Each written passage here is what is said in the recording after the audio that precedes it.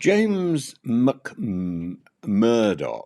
James McMurdock was the accidental MP elected for Reform UK, and the scandal engulfing him, the now former Reform UK MP for South Basildon, East Thurrock, who has resigned the party whip over these serious questions about alleged misuse of COVID bounce-back loans, shines an unflattering light not only on personal ethics but also on Reform UK's chaotic candidate vetting, the integrity of public money schemes, and the mechanisms for political accountability in the United Kingdom. James McMurdock was elected in July 2024 as Reform UK's so-called accidental MP. He ran in South Basildon and East Thurrock as a paper candidate, not expecting to win, yet he scraped home by 98 votes after a three-way split, unseating a Conservative in a seat that had been a solid Tory stronghold. McMurdock's political rise was abrupt, unvetted, and, as we now see, extremely poorly scrutinised. The heart of the scandal lies in around £70,000 in COVID-era loans claimed through two companies linked to McMurdock in 2020. And the largest single loan, £50,000, was taken out through JAM Financial Limited, a personal service company bearing his initials. Company records show the firm was effectively dormant or marginal before the pandemic, reporting minimal debts and income. And to qualify for a bounce-back loan, a firm had to confirm that it was adversely impacted by COVID and derived at least half its income from trading. But here's the detail that really stings. During the pandemic, McMurdock was still salaried by Standard Chartered Bank. He'd worked there since 2016. And by 2020, he was a full-time employee on their payroll, specifically moved from contractor status to direct employment because of tax reforms targeting disguised employment. So the firm he used to claim the loan, arguably had no significant trading income interrupted by COVID. In simpler terms, the reason his company lost income was a pre-announced change in tax rules, not a pandemic turndown.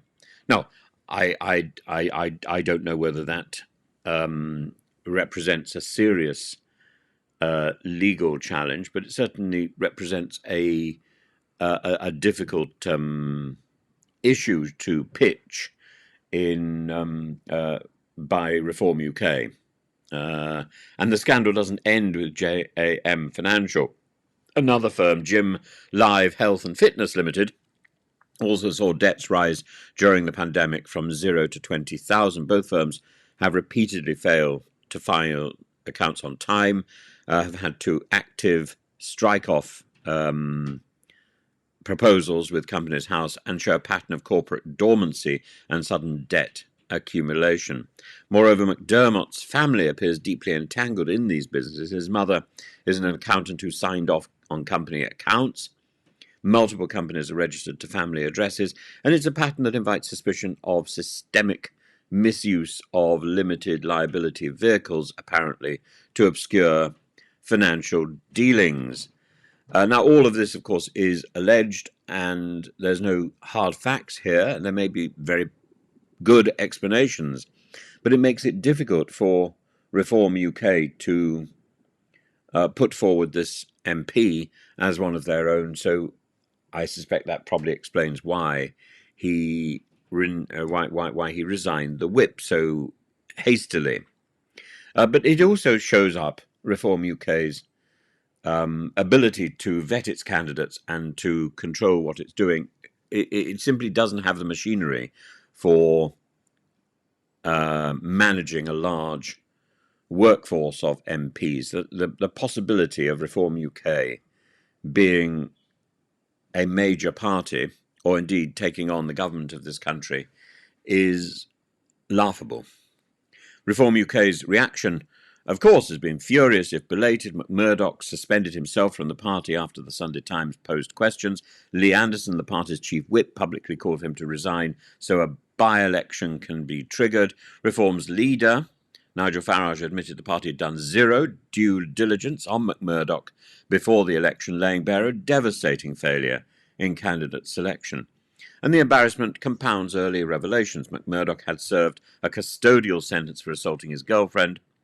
something Reform also failed to spot, and something that I've called out in the past. Reform UK, which loves to lambast Westminster sleaze, now stands tainted by precisely the same sort of misconduct that it tries to condemn. Despite Reform's calls for a by-election, McMurdock is under no legal obligation to resign. This is something that ought to be sorted out.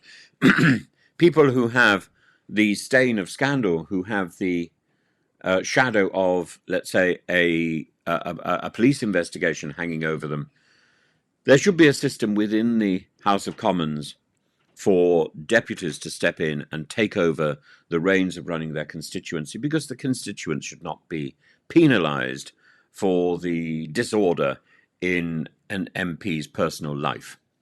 Recall petitions might be triggered, but only if an MP is jailed, convicted of expenses fraud, or suspended from Parliament for 10 days or more. But that, of course, leaves constituents in the lurch. And while he's under investigation by the Parliamentary Commissioner for Standards over failing to declare business interests, such an outcome is unlikely to deliver a suspension of that length. For now, McMurdock sits in Parliament as an independent, leaving his constituents effectively represented by a man whose integrity is now in question. And this scandal matters because one man has been exposed as allegedly doing something odd, and the whole thing goes beyond. I think it raises issues that are beyond him or indeed his party. It's a stark indictment of pandemic loan oversight. The bounce back loan scheme was designed to save businesses, but it's become a magnet for opportunists, with the Public Accounts Committee warning taxpayers face a £25 billion bill for fraud and bad loans. It also shows the dangers of populist parties fast-tracking candidates without scrutiny. Reform UK wanted to break the Westminster mould. Instead, they recruited a man who has allegedly bent public support schemes to private gain. James McMurdock's case is about more than personal failure. It reveals the risks of political amateurism, the fragility of public trust, the challenge of policing fraud in crisis schemes, and if nothing else, it's a cautionary tale about the need for integrity, accountability, and rigorous candidate vetting in our democracy. We start with people right up at the top of the list, like Baroness Mohn, and we end up with people on the bottom, like James McMurdock. And there's very little that our systems seem able to do to deal with this sort of scandal. Now, both of those figures I mentioned may be entirely exonerated. But at the moment, we've got people sitting in our Parliament, people taking up space in our Parliament, whose integrity is seriously in doubt. And our parliamentarians, whether in the House of Lords or in the House of Commons, should be people whose integrity is beyond doubt. And when that doubt is in question, we ought to have a system for replacing them, if only for a period of time. And for some reason, we seem so obsessed with this innocent until proven guilty. That's about the law. That's not about parliamentary representation. That's about the law. It's a different thing. It's a different matter. And we need to divide these two issues. I've spoken about this often, actually, in the past. And I think it's now important to make this distinction clear and to get it on record that, we need to have this debate.